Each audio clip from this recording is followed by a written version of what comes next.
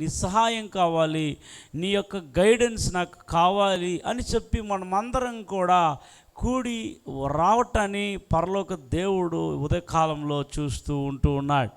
ఈ ఒక్కరోజు మాత్రమే కాదు, ప్రతి దినము కూడా మనం ప్రార్థనతో కూడా ఆ దినాన్ని ప్రారంభించినప్పుడు ఆ దినమంతటా మనతో కూడా ఆయన వెన్నంటి ఉండి మనల్ని ఆయన అద్భుత రీతిగా నడిపించటానికి ఆయన సమర్థుడుగా ఉన్నాడనడంలో ఎంత మాత్రమును సందేహము లేదు. హల్లెలూయా. కాబట్టి ఈ మే నెలలో కూడా ప్రవేశించడానికి దేవుడు కృప అనుగ్రహించాడు కనుక దేవుడు మనకిచ్చినటువంటి వాగ్దాన వాక్యాన్ని ఒక్కసారి మనం ధ్యానం చేసుకుంటున్నాం. యేషయ గ్రంథంలో నుండి 30వ అధ్యాయము 19వ వచనాన్ని దేవుడు వాగ్దాన వాక్యముగా మనకు అనుగ్రహిస్తూ ఉన్నాడు. సియోనులో యెరూషలేములోనే ఒక జనము కాపురముండును. జనమా, నీవిక నేమాత్రము కన్నీళ్లు విడువవు. ఆయన నీ మొర విని నిశ్చయముగా నిన్ను కరుణించును. ఆయన నీ మాట వినగానే నీకు ఉత్తరమిచ్చును. హల్లెలూయా. ఇక్కడ దేవుడు అద్భుతమైన వాగ్దానాన్ని ఉదయకాలం చేస్తూ ఉంటూ ఉన్నాడు. 2 విషయాలు మనం జ్ఞాపకం పెట్టుకుందాం. నీవిక ఏమాత్రము కన్నీళ్లు విడువవు, ఆయన నీ మొర విని నిశ్చయముగా నిన్ను కరుణించును. హల్లెలూయా. ఈ యొక్క మే నెలకి దేవుడు ఇచ్చుచున్న వాగ్దానము, ఆయన ఏమాత్రము కన్నీళ్లు విడువనీయడో, ఆయన నీ మొర విని నిశ్చయముగా నిన్ను కరుణించును. హల్లెలూయా. ఈ వాగ్దానము 700 సంవత్సరాల క్రితం క్రీస్తు పూర్వము యేసయ్య ప్రవక్త ద్వారా ఇశ్రాయేలీయులకు ఇవ్వబడిన వాగ్దానం. ఈ వాగ్దానం యేసయ్య ద్వారా దేవుడు చేసేటప్పటికీ వారికి ఆ వాగ్దానం ఇంకా నెరవేరలేదు. ఇన్ ఫ్యూచర్లో నేను ఈ విధముగా మిమ్మల్ని చేయబోతున్నానని ఇశ్రాయేలీయులతో కూడా సెలవిచ్చినటువంటి మాట. ఆ మాటని ఉదయకాలంలో దేవుడు నీతో నాతో కూడా ఆయన చేస్తూ ఉన్నాడు. ఈ వాగ్దానం చేయడానికి ముందటి దినాల్ని మనం చూచినప్పుడు ఇశ్రాయేలీయులు నానా రకాలుగా అవస్థలు పడ్డారు. నానా రకాలుగా వారు బానిసలుగా బ్రతికారు. దేవుణ్ణి విడచిన వారుగా, మరచిన వారుగా, దేవునికి దూరమైన వారుగా వారు బ్రతికారు. అయితే చివరిగా దేవుడు వారిని వాటిలో నుండి విడుదల చేశాడు. వారికి ఆశ్రయమైనాడు. వారికి దేవుడు తోడుగా వచ్చాడు. హల్లెలూయా. మీరు కొన్ని మాటలు మనం చూసుకున్నట్లయితే వాళ్ళ పరిస్థితి ఈ వాగ్దానానికి ముందటి దినాలని మనం గమనిస్తే యేషయ గ్రంథం 30వ అధ్యాయంలో 1-2 వచనాలు మీరు చూడండి. యెహోవా వాక్కు ఇదే, లోబడని పిల్లలకు శ్రమ, పాపము కూర్చుకున్నట్లుగా వారు నన్ను అడగక ఆలోచన చేయుదురు. నా ఆత్మ నియమింపని సంధి చేసుకొందురు. హల్లెలూయా. వారు నా నోటి మాట విచారణ చేయక ఫరో బలము చేత తమను తాము బలపరుచుకొనుటకు ఐగుప్తు నీడను శరణజొచ్చుటకు ఐగుప్తునకు ప్రయాణము చేయుదురు. ఫారో వలని కలుగు బలము మీకు అవమానకరమగును. ఐగుప్తు నీడను శరణజొచ్చుట వలన సిగ్గు కలుగును. హల్లెలూయా చెప్తారా? ఈ ఇశ్రాయేలీయుల యొక్క ముందటి దినములను గురించి రాస్తున్నాడు. ముందటి దినములలో ఇశ్రాయేలీయులు ఎక్కడ ఉండిపోయారంటే ఐగుప్తు దేశములో ఉండిపోయారు. ఐగుప్తు దేశములో ఉన్న ఇశ్రాయేలీయుల పరిస్థితి, వారు ఎలా ఉన్నారంట, లోబడని పిల్లలుగా వారు ఉన్నారన్నమాట. ఈ ఐగుప్తును ఆశ్రయించిన వారుగా వారు ఉన్నారన్నమాట. ఫారో బలాన్ని నమ్ముకున్న వాళ్ళుగా ఉన్నారన్నమాట. ఇలాంటి ఒక దుస్థితిలో ఉన్నటువంటి ఇశ్రాయేలీయులను దేవుడు కనికరించి, దేవుడు కృప చూపించి, అలా లోబడనొల్లని శ్రమ పడుతున్న ఐగుప్తు నీడలో ఉన్నటువంటి ఇశ్రాయేలీయులను దేవుడు కరుణించి బయటికి తీసుకుని వచ్చాడు. హల్లెలూయా చెప్తారా గట్టిగా? అవును ప్రియమైన దేవుని బిడ్డలారా, ఈ ఉదయ కాలంలో దేవుడు నీతో నాతో మాట్లాడుతూ ఉన్నాడు. అలా బంధకాలలో ఉన్న ఇశ్రాయేలీయులని, అలాగ ఐగుప్తు నీడలో ఉన్న ఇశ్రాయేలీయుల్ని, ఎందుకు పనికిరాని దుస్థితిలోనికి వెళ్ళిపోయిన ఇశ్రాయేలీయుల్ని, వారు పాపమునకు పాపాన్ని మూటగట్టుకున్న ఇశ్రాయేలీయుల్ని దేవుడు తగిన కాలం వచ్చినప్పుడు వారిని బయటికి తీసుకుని వచ్చాడు. హల్లెలూయా. ఐగుప్తు నీడ నుండి బయటికి తీసుకొచ్చాడు, వారిని చెరలో నుండి బయటికి తీసుకొచ్చాడు, వారిని పోరాటం నుండి బయటికి తీసుకొచ్చాడు, వారి ఇబ్బంది కొలిమిలో నుండి బయటికి తీసుకొచ్చాడు. ఆయన బయటికి తీసుకొచ్చి ఎక్కడ నివాసం చేసే విధముగా వారిని చేశాడంట. ఆ 19వ వచనములో, సియోనులో యెరూషలేములోనే ఒక జనము కాపురముండును. హల్లెలూయా చెబుతారా? ఇశ్రాయేలీలు చాలా స్థలాలలో కాపురం ఉన్నారు. ఐగుప్తులో కాపురం ఉన్నారు, బబులోను దేశంలో కాపురం ఉన్నారు. ప్రపంచంలో నానా రకాలుగా చెదరిపోయిన వారు ఇశ్రాయేలీలే. అయితే ఇప్పుడు దేవుడు చెప్తా ఉన్నాడు, ఐగుప్తులోనైనా బబులోను దేశంలోనైనా అన్య దేశంలోనైనా కాదు, వారికి వాగ్దానం చేయబడిన దేశం, వారికి వాగ్దత్త దేశం, ఇశ్రాయేలు దేశం, యెరూషలేము, సియోనులో వారు కాపురం చేస్తారని దేవుడు సెలవిస్తూ ఉన్నాడు. హల్లెలూయా చెప్తారా?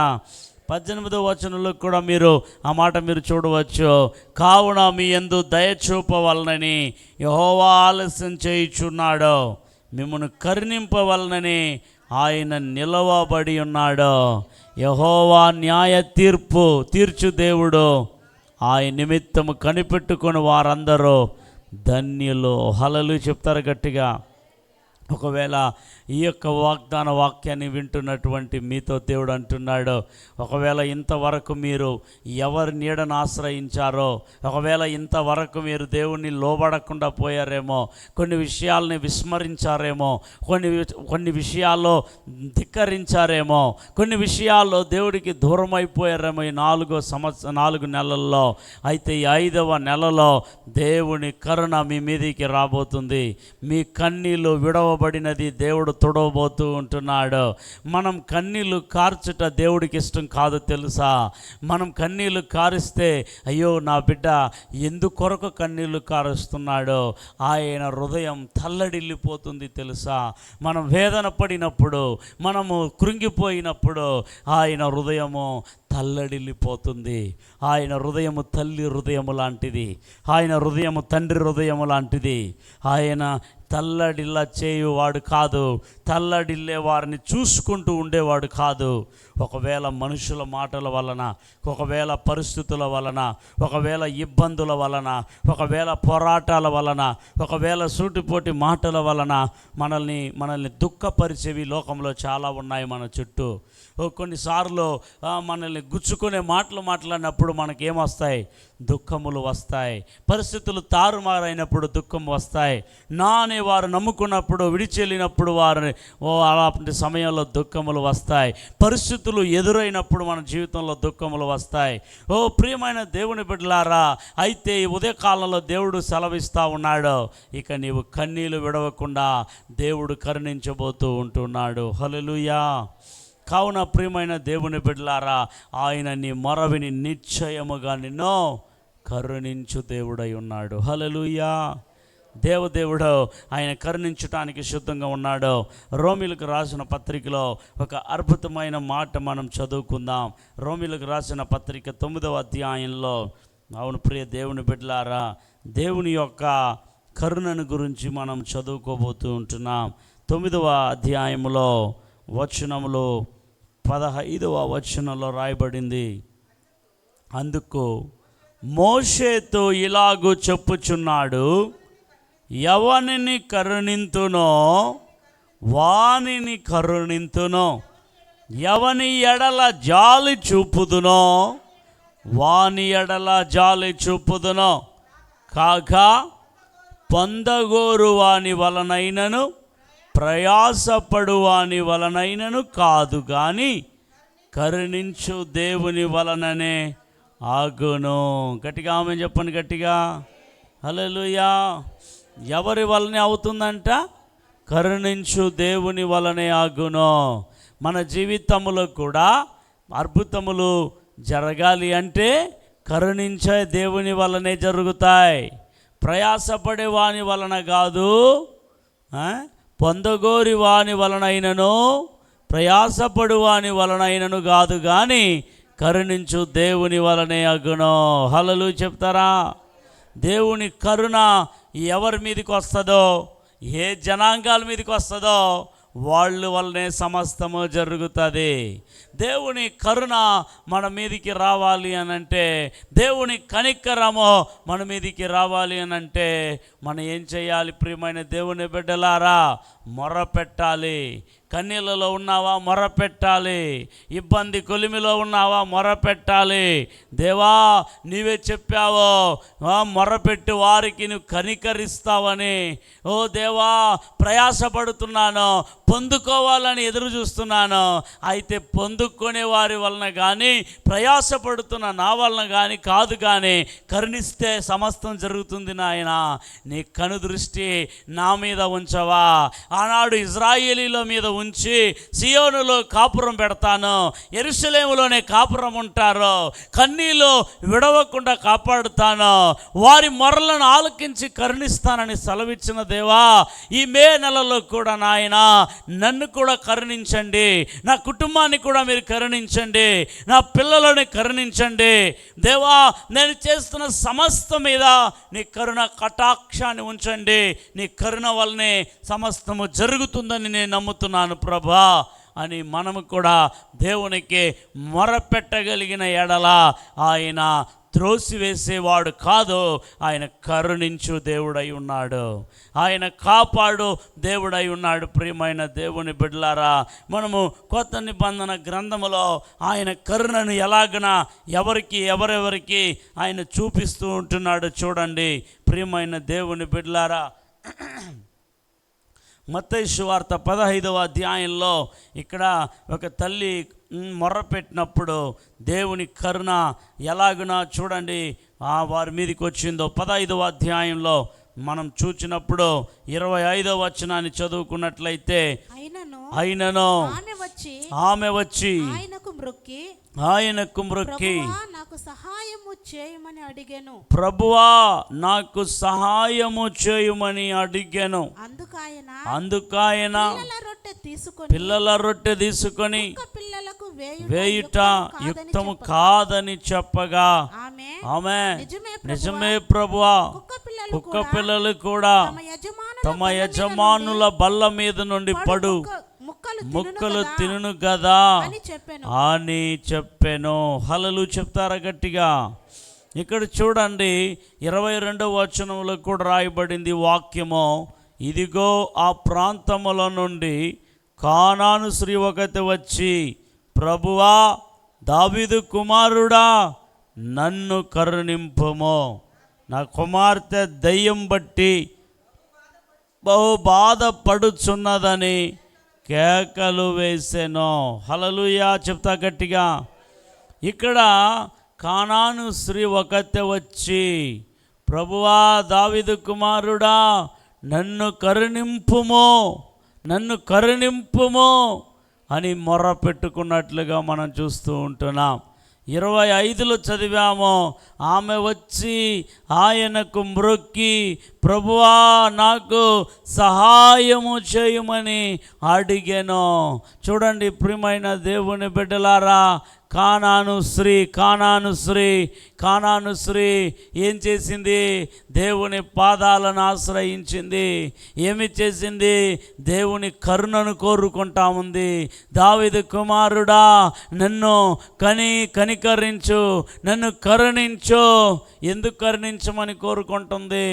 ఆమె దేవుని కరుణను ఎందుకు ఆమె అడుగుతా ఉంది అనంటే ఆ వాక్యలో రాయబడింది, నా కుమార్తె దయ్యం బట్టి బహు బాధపడుచున్నదని కేకలు వేసింది. ఈ కానానీయ స్త్రీ యేసుప్రభు యొక్క కరుణను ఎందుకు వెతికి వచ్చింది? యేసుప్రభు పాదాలను ఎందుకు వెతికి వచ్చింది?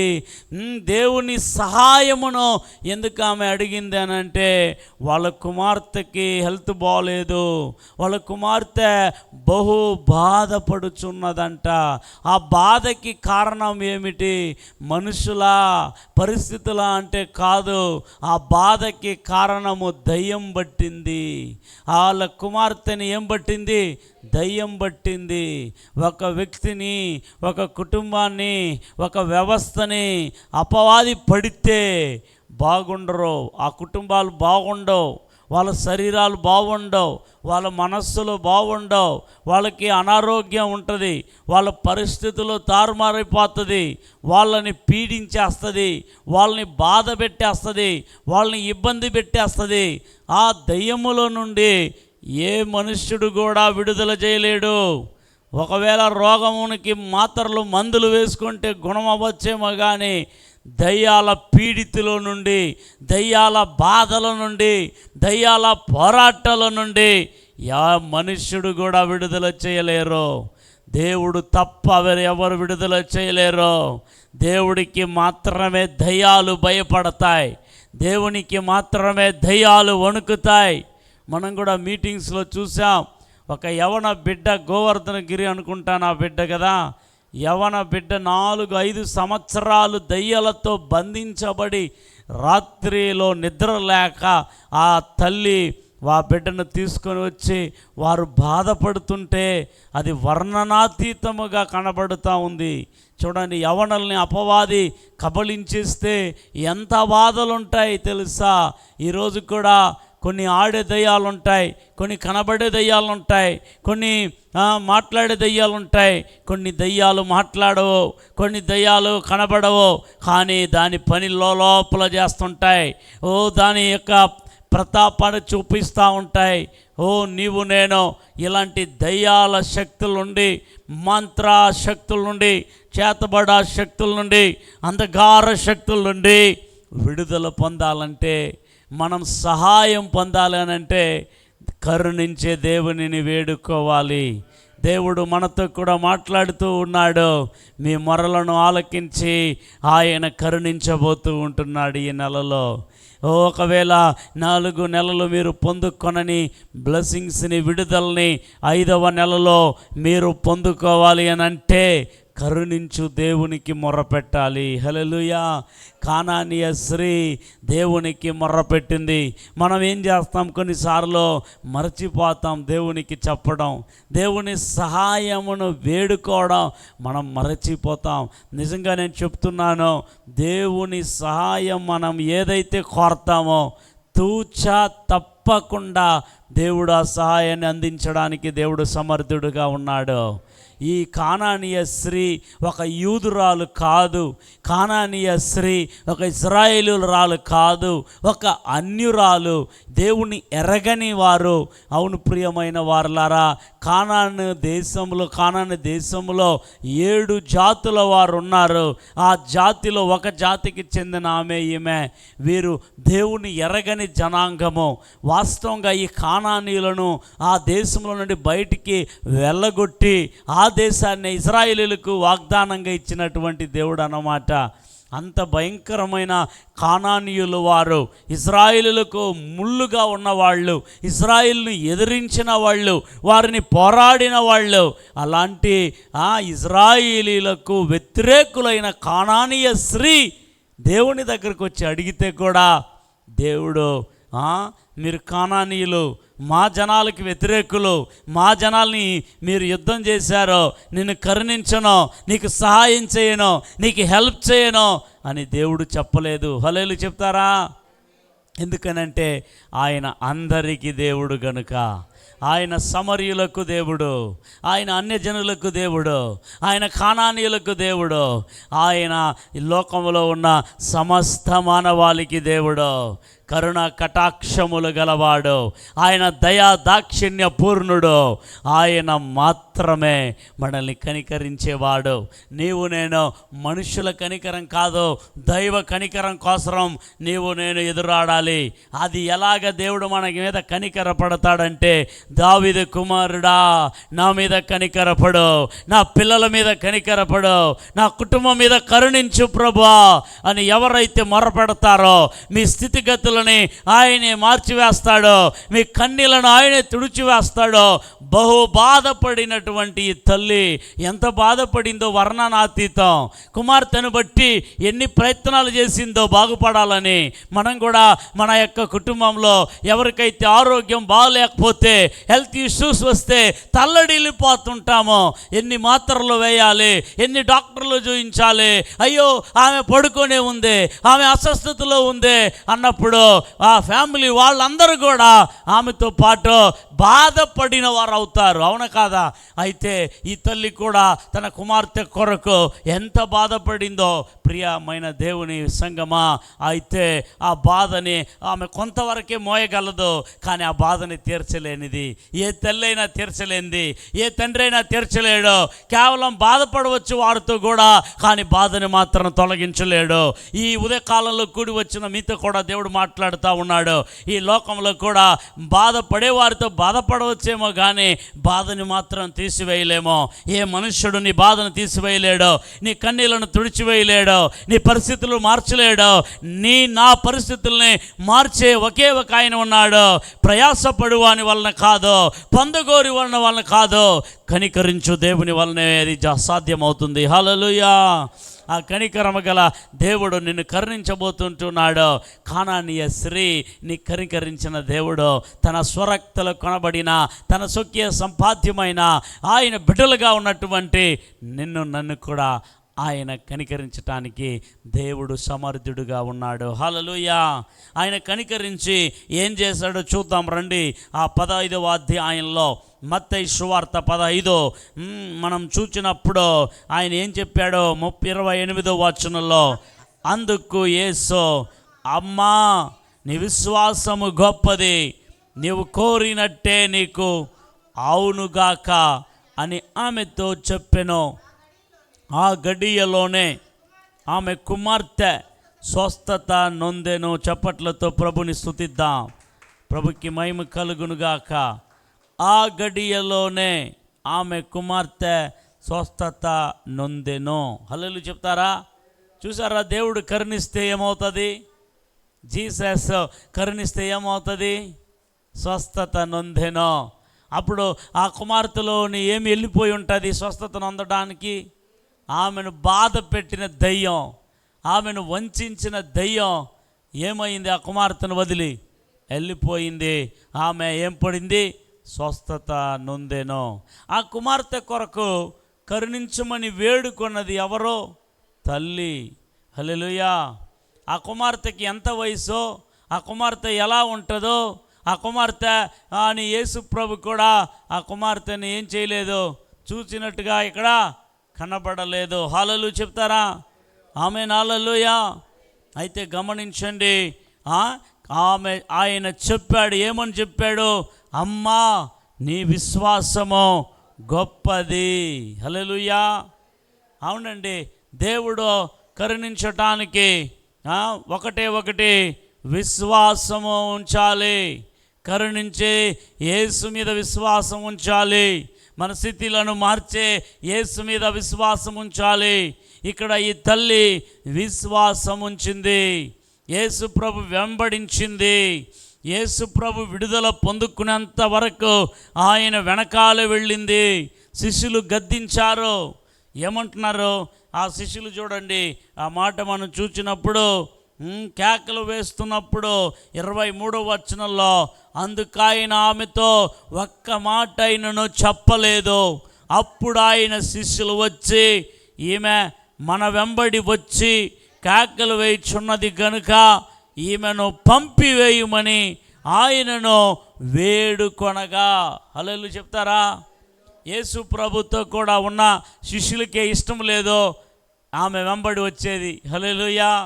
యేసు ప్రభు శిష్యులకి ఏమి లేదండి. కానానీయ స్త్రీ యేసు ప్రభు వెనకాల కేకలు వేస్తా వస్తుందన్నమాట. ఊరికే రాలేదు ఆమె. యేసయ్యా కేకలు వేస్తా వస్తుంది, అరుస్తా వస్తుంది, యేసు వెంబడిస్తా వస్తుంది. యేసు వెంబడి ఎవరిదా ఉన్నారో? శిష్యులు ఉన్నారు. వాళ్ళకి అది ఎలాగ అనిపించిందంట, డిస్టర్బెన్స్గా అనిపించినట్టుంది. యేసు ప్రభా ఏమో రోదన ఏంది తట్టుకోలేకపోతుంది, ఈమె ఎందుకు ఇలా కేకలు పెడుతుంది, ఈమెను ఏం చేసేయండి, పంపించేసేయండి. యేసయ్య ఒట్టి చేతులతో పంపించే దేవుడు కాదు. యేసయ్య ఊరకనే పంపించేవాడు కాదు. ఆయనను వెంబడి వచ్చిన వారి దగ్గర, ఆయనను ఆశ్రయించిన వారికి, ఆయన కరుణను కోరిన వారికి కరుణించే పంపిస్తాడు. వారు అడిగిందే ఇచ్చి పంపిస్తాడు. ఒట్టి చేతులతో పంపించేవాడు కాదు మన యేసయ్య. ఒకవేళ శిష్యులు చెప్తా ఉన్నారు, యేసు ప్రభా ఈమెను ఏం చేసేయి, పంపించేయి. హల్లెలూయా. ఈమె ఎందుకు కేకలు వేస్తూ ఉంది? అవునండి, లోకస్తులు అట్లే చెప్తారు మనల్ని. ఈ ప్రార్థన అని పోయినావు, ఏమి జరగదులే అని చెప్పి శిష్యులు మెంటాలిటీ, లోకంలో ఉండే మనుషులు మనల్ని డిస్టర్బెన్స్ చేస్తారో, మనల్ని డిమోటివేట్ చేస్తారో, మనల్ని నిరుత్సాహపరుస్తారో. అయితే యేసు ప్రభు వెంబడి వెళ్ళింది, దాన్ని ఏమీ పట్టించుకోలేదు ఆమె. శిష్యుల మాటల్ని పట్టించుకోలేదు ఆమె. ఆమె కావాల్సింది ఏం కావాలి? ఆయన కరుణ కావాలి, ఆయన కనుదృష్టిలో నుండి ఒక విముక్తి, విడుదల కావాలి, వాళ్ళ కూతురు బాగుపడాలి. అది ఆమె యొక్క కాన్సన్ట్రేషన్. యేసు అలాగ వెళ్తూ ఉన్నాడు. యేసు వెనకాలే వెళ్తూ ఉంది, కేకలు వేసుకుంటానే వెళ్తూ ఉంది, అరుచుకుంటానే వెళ్తూ ఉంది. యేసు మాట్లాడుతూ ఉన్నాడు. అమ్మా, ఎందుకు ఈ మాటలు మీకు చెప్తున్నానంటే, అమ్మా నీ విశ్వాసము గొప్పది అనేది ఎలా దేవుడు కొలబద్ద చేశాడు, దాన్ని ఎలా మెజర్ చేశాడు అనేది ఇక్కడ మనకు తెలుస్తూ ఉంది. చూడండి, అక్కడ రాయబడింది, అలాగా పంపివేయమని ఆయన వేడుకొనగా యేసు ప్రభు నోరు తెరచుంటున్నాడు. ఆయన ఇశ్రాయేలు ఇంటి వారై నశించిన గొర్రెల యొద్దకే గాని మరి ఎవని యొద్దకును నేను పంపబడలేదనెను. హల్లెలూయా చెప్తారా? 24వ వచనంలో అంటాడు, నేను ఇశ్రాయేలీల కొరకే పంపబడి తిని, అది కూడా నశించిపోయిన వాళ్ళ కోసమే పంపబడి తిని. నువ్వు ఇశ్రాయేలు రానివి కావు, నువ్వు కానాని రాలివి. నేను వచ్చింది ఎవరి కోసరం? స్తోత్రం. హల్లెలూయా.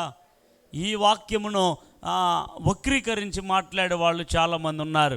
యేసు ప్రభు అందరికీ దేవుడు అంటున్నారు, కానీ పర్టికులర్గా కానానీయ స్త్రీతో మాట్లాడేటప్పుడు యేసు ప్రభు నేను నశించిన ఇశ్రాయేలీల కోసమే వచ్చినాను, మీకోసం రాలేదని చెప్పినాడు. అప్పుడు యేసు ప్రభు అన్ని జనులకు దేవుడు కాదని వక్రీకరించి మాట్లాడే వాళ్ళు చాలామంది ఉన్నారు. హల్లెలూయా చెప్తారా? పర్టికులర్ పర్పస్గా యేసు ప్రభు ఆ మాట ఎందుకు చెప్పవలసి వచ్చింది అని అంటే, ఆమె విశ్వాసాన్ని మెజరింగ్ చేయడానికే. ఒకవేళ గమనించాలి, ఈ మాట చెప్పిన యేసయ్య ఆమెను కరుణించకుండా, ఆమెకు కృప చూపించకుండా, వాళ్ళ కుమార్తెని స్వస్థపరచకుండా పంపించేసి ఉంటే అప్పుడు మాట్లాడాలి. హల్లెలూయా చెప్తారా? ఈ మాట ఎందుకోసం యేసయ్య మాట్లాడాడు అని అంటే, ఆమె విశ్వాసాన్ని పరీక్షించడానికి కోసం మాట్లాడాడండి. ఆమె చెప్పాలి గట్టిగా, ఆమె విశ్వాసాన్ని ఏం చేయడానికి? పరీక్షించడానికి మాట్లాడాడండి. ఆమె నిజంగా నమ్ముతుందా? దయ్యాము వెళ్ళగొట్టుకొని పోయేదానికి వచ్చిందా? మన చర్చిలో కూడా చూడండి, చాలామంది రోగులు వస్తుంటారు, దయ్యాలు పట్టిన వాళ్ళు వస్తుంటారు, మంత్ర చేతబడుల చేత బంధించబడిన వాళ్ళు వస్తుంటారు. కొంతమంది అబ్బా ఈ దయ్యం వెళ్ళిపోతే చాలు, నాకు నేను బాగుపడిపోతే చాలని వచ్చేవాళ్ళు చాలామంది ఉంటారు. 90% పీపుల్ అట్లా వచ్చేవాళ్లే. యేసు నిజ దేవుడు, ఆయనే రక్షకుడు, అయ్యో నేను ఆరాధిస్తున్నదంతా దేవుడు కాదు, నేను ఆయనే నమ్ముకోవాలి అని వచ్చేవాళ్ళు ఫ్యూ ఆఫ్ పర్సన్స్.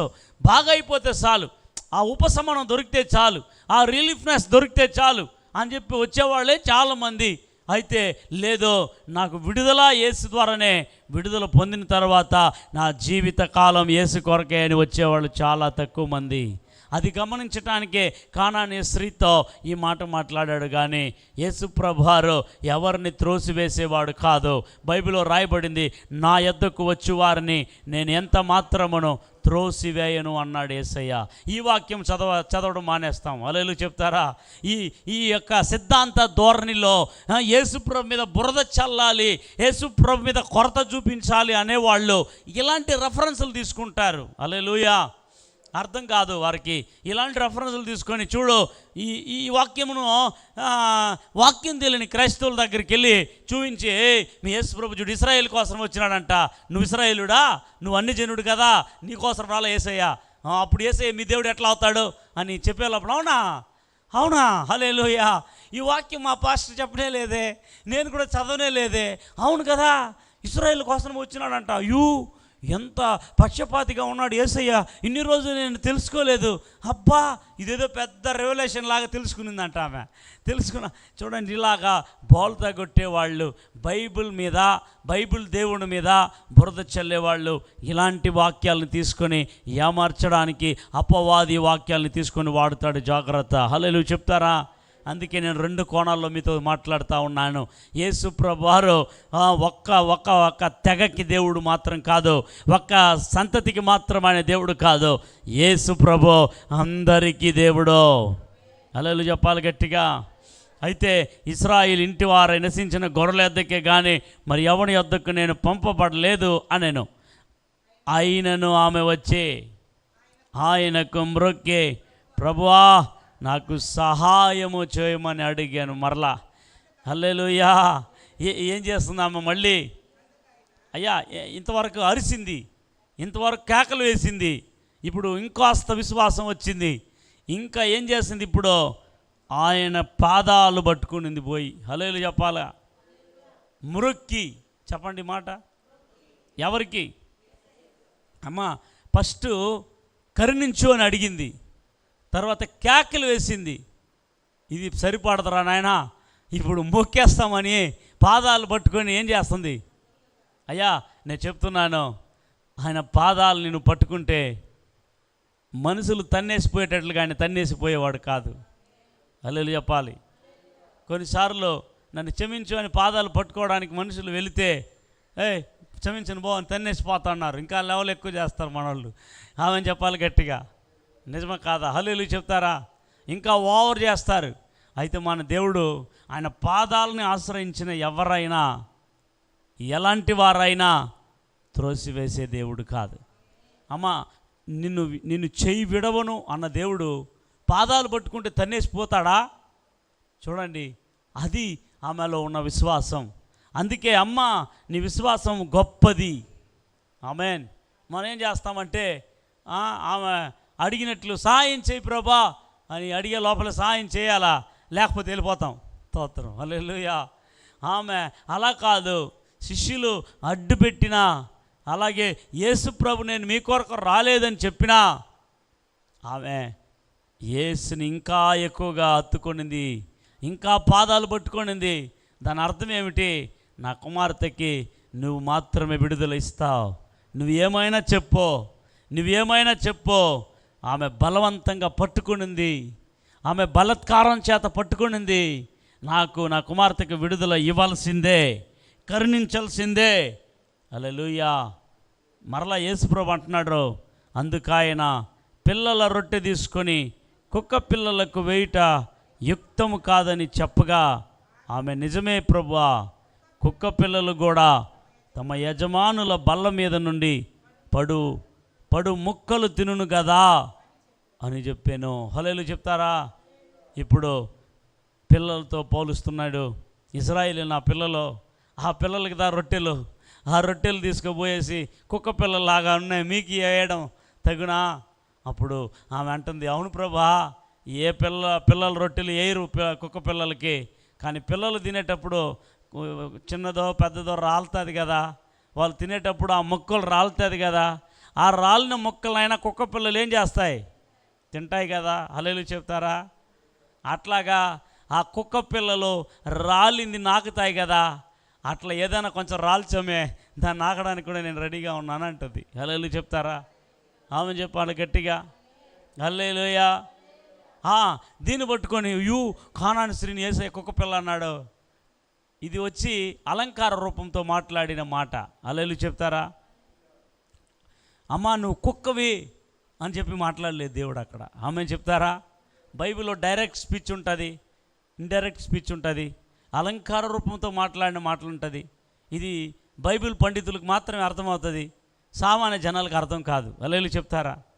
ఆమె చెప్పాలి గట్టిగా. అవునండి, direct speech and indirect speech అలంకార రూపంగా ఉంటుంది, ఉదాహరణ రూపంగా ఉంటుంది, పారబల్స్ రూపంలో ఉంటుంది. ఇవన్నీ తెలియదు అన్నమాట, ఏ వాక్యం ఏందని. అందుకని ప్రతి వాక్యాన్ని ఏం చేస్తుంటారో తప్పు పడుతూ ఉంటారు. అయితే గమనించాలా, యేసు ప్రభు వారు ఆమెను కుక్క అనలేదు, ఆయన అలంకార రూప భాషతో మాట్లాడాడు. అమ్మ పిల్లల రొట్టెలు తీసుకొని కుక్క పిల్లలకు వేయుట యుక్తమో కాదు అన్నాడు. అయితే ఆమె ఏమని తెలుసు అప్పుడు? సరేలే నేను వెళ్ళిపోతాను ఆయన అని వెళ్ళిపోలేదు ఆమె, సోలిపోలేదు ఆమె. ఏం చెప్పిందనంటే, అవును ప్రభా నువ్వు చెప్పేది కరెక్టే, నేను తప్పే అని చెప్పట్లేదు. ఎస్ నువ్వు చెప్పినట్లే ఆ పిల్లల రొట్టెలు తినేటప్పుడు కింద రాలుతాయి కదా, అవైనా కుక్క పిల్లలు నాకుతాయి కదా. యేసు ప్రభు వారికి ఆశ్చర్యం అనిపించింది. అబ్బా ఎంత అద్భుతమైన విశ్వాసం ఈమెకి నా మీద, నేను అద్భుతం చేస్తానని ఎంత నమ్ముతా ఉంది, నేను కరుణిస్తానని ఎంత విశ్వాసిస్తూ ఉంది అని యేసయ్య ఆమెను ఏం చేశాడంటే కరుణించాడు. హల్లెలూయా చెప్తారా? అప్పుడు చెప్పిన మాటే, అందుకు యేసు అమ్మా నీ విశ్వాసము గొప్పది, నీవు కోరినట్టే నీకు అవునుగాక అని ఆమెతో చెప్పాను. హల్లెలూయా. అమ్మా నువ్వు కోరినట్టే నీకు అవునుగాక, కోరినట్టే అవునుగాక. అవునండి, ఏం కోరింది ఆమె? డబ్బు కోరిందా? ఏం కోరింది? వారి కుమార్తెకు స్వస్థత కావాలని, ఆ దయ్యం నుండి విడుదల కావాలని కోరింది. యేసయ్య ఇచ్చాడా లేదా? యేసయ్య కరుణించాడా లేదా? ఆ కుమార్తెను బాగు చేశాడా లేదా? అయితే కరుణించే దేవుడు మనకున్నాడు. హల్లెలూయా చెప్తారా? ఆ కరుణించే దేవుణ్ణి నీవు కరుణించే వరకు వదలకూడదు, కరుణ పొందుకునేంత వరకు వదలకూడదు. ఆమె కానానీయ స్త్రీ, అది అన్నమాట ఆమె విశ్వాసము చాలా గొప్పది. హల్లెలూయా చెప్తారా? ఆమె చెప్పాలి గట్టిగా. రాత్రి ఈ వాక్యం అక్కడ మాట్లాడాలని సిద్ధపడి వచ్చా నేను. వాస్తవంగా అక్కడికి వెళితే అక్కడ జనాలు ఆత్మల భారం లేని జనాలుగా ఉన్నారు. రాత్రి మీటింగ్లో పరిశుద్ధాత్ముడు అన్నాడు, ఈ వాక్యం కాదు, వారు ఆత్మల భారం కలిగిన వారుగా మారాలని మాట్లాడాడు దేవుడు రాత్రి. హల్లెలూయా చెప్తారు గట్టిగా. హల్లెలూయా. తర్వాత ప్రసంగం అయిపోయిన తర్వాత ఒక పాస్టర్ గారు అంటున్నాడు, ఇలాంటి వాక్యాలు ఎక్కడ మాట్లాడతారు స్టేజీల్లో? ఏదో ఆశీర్వాద మాటలే మాట్లాడతారు. ఈ మాటలు అవసరమై ఉంది. ఆత్మల భారం లేని విశ్వాసులుగా ఉన్నారు. ఏదో చర్చికి రావడం, కూర్చోవడం, పోవడం, దేవుని యొక్క సంఘం అంటే, దేవుని పరిసరం అంటే విశ్వాసులకి ఏం లేదు. ఈరోజు భారమే లేదు. నిజమే, నేటి దినములో కావలసిన వాక్యం ఇది. ఆత్మల భారం కావాలని ఎంతో చక్కగా దేవుని మాటలు మీరు అందించారు. అది చాలామంది విన్నవారికి, గ్రహించిన వారికి అది ఆశీర్వాదకరమైన మాటలు. హల్లెలూయా చెప్తారా? అవునండి, ఎప్పుడు మన పనే చూస్తాం కానీ దేవుని పనిని ఆలోచన చేయం. మన పనే దేవుని పని నువ్వు చేయడానికే నిన్ను దేవుడు ఎన్నుకున్నాడు. అవునండి ప్రియ దేవుని బిడ్డలారా, ఆలోచన చేయాలి. నీ పని దేవుడు మానేయొద్దు అనలేదు. ఆయన నీ పని చేసుకుంటూ ఒక సమయం దేవుడి పనికి హెచ్చించాలా. అవునండి, ఎంతోమంది మీటింగ్స్లో చూసినప్పుడు రాత్రింబగళ్ళు ప్రయాసపడ్డారండి. అస్సలు కొంతమంది అయితే అస్సలు చూడని వాళ్ళు, అస్సలు విచారించిన వాళ్ళు ఎక్కువ మంది సంఘంలో. అయితే ఫ్యూ ఆఫ్ పర్సన్స్తో దేవుడు కార్యాలు చేశాడండి. అవునండి, కొంతమంది చాలండి దేవుని రాజ్య కార్యాలు జరిగించడానికి. హల్లెలూయా చెప్తారా? ఎక్కువ మంది అవసరం లేదు. భారం కలిగిన, రోసం కలిగిన, మంచిగా ప్రయాసపడే వాళ్ళు కొంతమంది చాలు, దేవుడి కార్యాలు జరిగిపోతాయండి. హల్లెలూయా చెప్తారు గట్టిగా. ఆమేన్, హల్లెలూయా. కాబట్టి కరుణించడానికి దేవుడు సిద్ధంగా ఉన్నాడు. సియోనులోను యెరూషలేములోను వారిని కాపురం ఉండజేస్తాను. నీవు ఇక మీదట కన్నీళ్లు విడవవు. ఆయన నీ మొరలను విని నిన్ను నిశ్చయముగా నిన్ను కరుణించును. హల్లెలూయా చెప్తారా? యెరూషలేమా నిశ్చయముగా కరుణించును. జెబియం సంగమా నిశ్చయముగా దేవుడు కరుణించును. మీ ఊర్లో, మీ ఇంట్లో దేవుడు మిమ్మల్ని కాపురం చేసి నెమ్మదిగా, సంతోషంగా నీ కన్నీళ్లను, బాధల్ని, వేదనల్ని తొలగించి కానానీయ స్త్రీ యొక్క బాధ వాళ్ళ కుమార్తెకు ఉన్నటువంటి కట్ల నుండి విడుదల చేసినట్లుగా దేవుడు మీ అందరినీ కరుణించి మీకును దేవుడు సహాయము చేయును గాక. హల్లెలూయా చెప్తారా? ఇంకో మాట చదువుకొని మార్కు సువార్త 10వ అధ్యాయంలో ఈ ఒక్క మాట చదివి మనం ప్రార్థనకి వెళదాం. అవునండి, 10వ అధ్యాయంలో కూడా ఇక్కడ కూడా గుడ్డివాడు కరుణించుమని కేకలు వేశాడు, దేవుడు కరుణించాడు. 47వ వచనంలో రాయబడింది, ఈయన నజరేయుడైన యేసు అని వాడు విని దావీదు కుమారుడా యేసు నన్ను కరుణింపుమని కేకలు వేయ మొదలు పెట్టెను. హల్లెలూయా చెప్తారా? ఇక్కడ కూడా దేవుని కరుణను వేడుకున్నటువంటి వ్యక్తిగా కనబడుతూ ఉన్నాడు. ఈ వ్యక్తి గుడ్డివాడుగా ఉంటూ ఉన్నాడు, కళ్ళు లేనివాడుగా ఉంటూ ఉన్నాడు. దేవా నన్ను కరుణించవా దావీదు కుమారుడా అని కేకలు వేసి దేవుని మొరపెట్టాడు. దేవుడు వెంటనే ఆయన కనికరించాడు. ఇక్కడ కూడా శిష్యులు సైలెంట్ ఉండరా, ఏసై డిస్టర్బ్ చేయొద్దు అన్నారు. ఎట్లయితే కానాని స్త్రీని అన్నారో ఇక్కడ కూడా గుడ్డివాడిని కరుణించు. నేను చెబుతా ఉన్నాను, దేవుని కరుణను కోరుకునేటప్పుడు డిస్టర్బెన్స్లు వస్తుంటున్నాయి, జాగ్రత్త. ఆయన నువ్వు ఆపేస్తే ఆ కరుణను పొందుకోలేవు. ఆ డిస్టర్బెన్స్లో కూడా నువ్వు ఇంకా మరి ఎక్కువగా పిలిచి, మరి ఎక్కువగా మొర్రపెట్టి, మరి ఎక్కువగా ప్రార్థన చేస్తే దేవుడు నిజంగా కనికరిస్తాడు. హల్లెలూయా. ఈ గుడ్డివాడు కూడా చెప్పిన వెంటనే 48లో ఊరకుండమని అనేకులు వాడిని గద్దించిరి, కానీ వాడు దావీదు కుమారుడా నన్ను కరుణింపుమని మరి ఎక్కువగా కేకలు వేసెను. హల్లెలూయా. యేసయ్య మరి ఎక్కువగా కేకలు వేసి పిలిచాడు. యేసయ్య వెంటనే కనికరపడ్డాడు. వెళుతున్న యేసయ్య, నడుచుకుంటూ పోతున్న యేసయ్య వెంటనే ఆగిపోయి అతన్ని పిలవండి, నన్ను పిలుస్తున్నాడు అతడు, నా దగ్గర ఆయనకి ఏమో కావాలి, అతన్ని పిలవండి. హల్లెలూయా. బైబిల్ రాయబడింది, అప్పుడు యేసు నిలిచి వాడిని పిలువుడని చెప్పగా వాడు గుడ్డివాడిని పిలిచి ధైర్యం తెచ్చుకొనమని ఆయన నిన్ను పిలుచుచున్నాడు, లెమ్మని వాడితో చెప్పిరి. హల్లెలూయా. చూడండి, యేసు ప్రభు వారు నడుచుకుంటూ వెళుతూ ఉన్నాడు. జనసమూహంలో యేసయ్య నిలిచాడు, పిలిచాడు, రమ్మన్నాడు, స్వస్థపరిచాడు. హల్లెలూయా. కరుణించువాడు ఆయన. వెళుతున్నా కూడా ఆయన నిలబడతాడు నీకోసరం. ఆయన నీకోసరం పిలుస్తాడు. నిన్ను కరుణించే దేవుడుగా ఉంటూ ఉన్నాడు. ఇశ్రాయేలుని కరుణించిన దేవుడు, కానాను స్త్రీని కరుణించిన దేవుడు, గుడ్డివాణిని కరుణించిన దేవుడు. ఆయనకు మొరపెట్టే నిన్ను నన్ను కరుణించడా? హల్లెలూయా చెప్తారు గట్టిగా. అయితే మనం ఏం చేయటం లేదంటే ఆయన కరుణను కోరటం లేదు. ఆయన కరుణా కటాక్షములను నువ్వు కోరిన ఎడల నిన్ను కూడా ఆయన కరుణించేవాడుగా ఉన్నాడు, కాపాడువాడుగా ఉన్నాడు. ఉన్న పాటన అందరూ లేచి నిలబడదాం. నీ కన్నీళ్లను దేవుడు తుడిచి వేస్తాడు, నీ కలతల్ని దేవుడు మార్చి వేస్తాడు.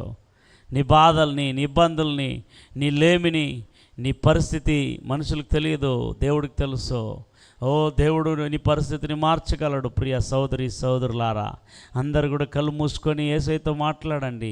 ఈ మే నెల అంతటా కూడా నన్ను కరుణించు, నా కుటుంబాన్ని కరుణించు, ఈ పరిచర్ను కరుణించు. దేవా నా కుటుంబంలో ఉండే వారందరినీ కరుణించు ప్రభువా. నీ కరుణా కటాక్షములు కావాలయ్యా, నీ దయా దాక్షిణ్యములు కావాలయ్యా. దేవా నీ వైపే కన్నులెత్తుచున్నామయ్యా, నీ వైపే చేతులెత్తుచున్నామయ్యా. గుడ్డివాణ్ణి కరుణించిన దేవా, కానానీయ స్త్రీని కరుణించిన దేవా, ఇశ్రాయేలీయుల్ని కరుణించిన దేవా, వారిని తండ్రి మంచి శ్రేష్టమైన దేశంలో ప్రవేశపెట్టిన దేవా, వారి కన్నీళ్లను తుడిచిన దేవా. దేవా మా బాధల్ని, మా కన్నీళ్ళని, మా శ్రమల్ని, మా పోరాటాలని ప్రభా మార్చివేయండి నాయన. దేవా అద్భుతం జరిగించండి నాయన. నేను ఈ స్థలాలలో ఇబ్బంది పడుతున్నాను దేవా. దేవా నేను బలహీనంలో కృంగిపోయి ఉన్నాను దేవా. నన్ను లేవనెత్తవా, నాకు సహాయం చేయవా, నాకు దయ చూపించవా. దేవుడు కరుణా కటాక్షము గలవాడు. ఆయన విడువని దేవుడు, ఆయన ఎడబాయిని దేవుడు, ఆయన మరువని దేవుడు, ఆయన మాట తప్పని దేవుడు. అందరం కూడా దేవాది దేవుని వైపుగా hallelujah amen. Thank you Jesus, thank you wonderful Lord. Amen. అందరు కూడా కళ్ళు మూసుకొని ప్రభువాని దేవునితో మాట్లాడదాం. నీవు నా తోడు ఉన్నావయ్యా, నాకు భయమేలా నా యేసయ్యా, నీవు నాలోనే ఉన్నావయ్యా. నాకు దిగులేలా నా మేసయ్యా, నీవు నా తోడు ఉన్నావయ్యా. నాకు భయమే నా యేసయ్యా,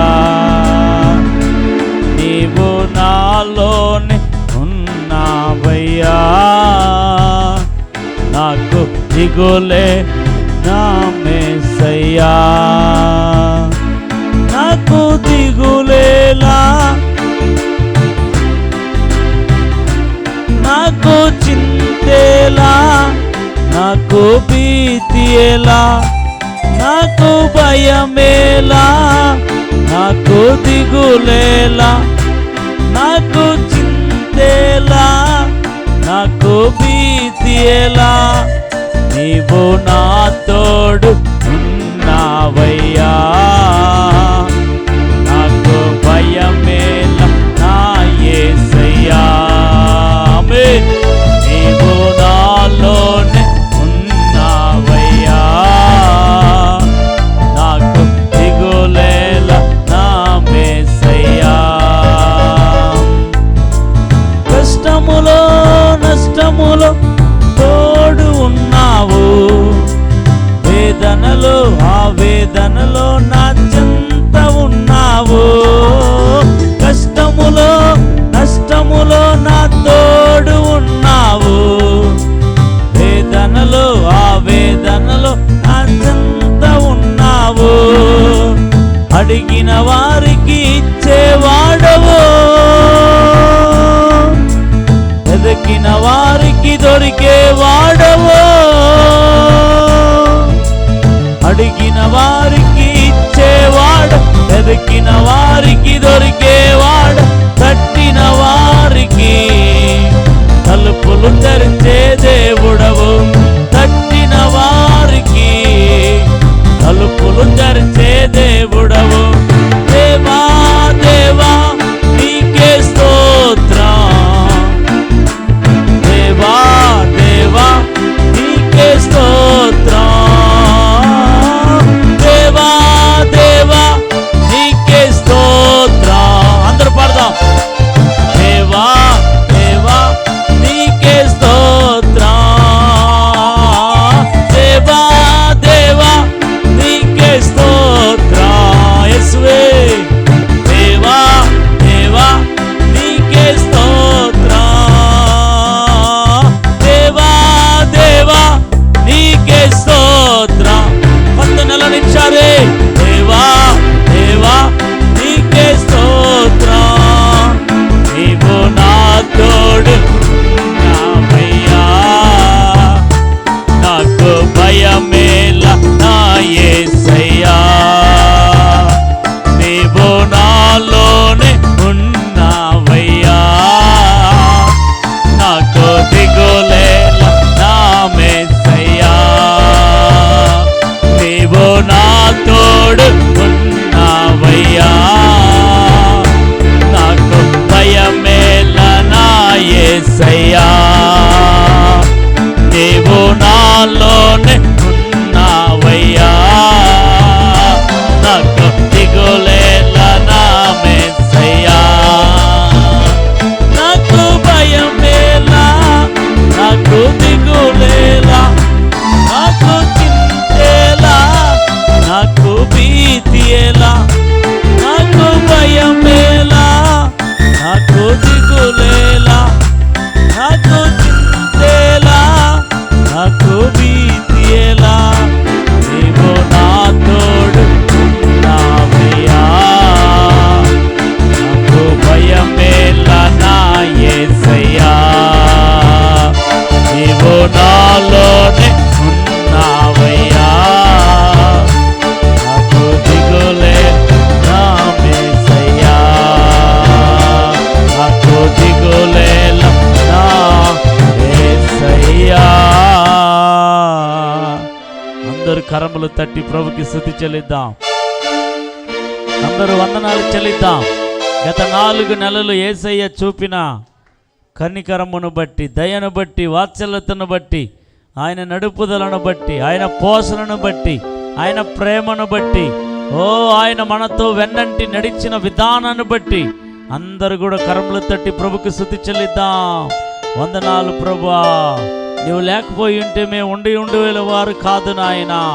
మమ్మల్ని పోషకుడవై, నాయకుడవై, నావికుడవై, మా కాపరివై దేవా మమ్మల్ని ఎత్తుకొని మోసారయ్యా, కరుణించారయ్యా.